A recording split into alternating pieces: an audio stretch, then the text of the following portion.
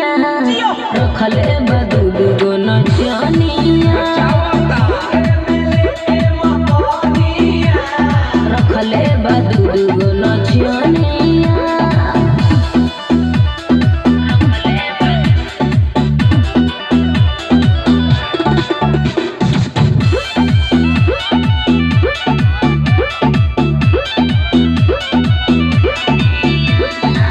हमरा के अभियो ऑफर कर दो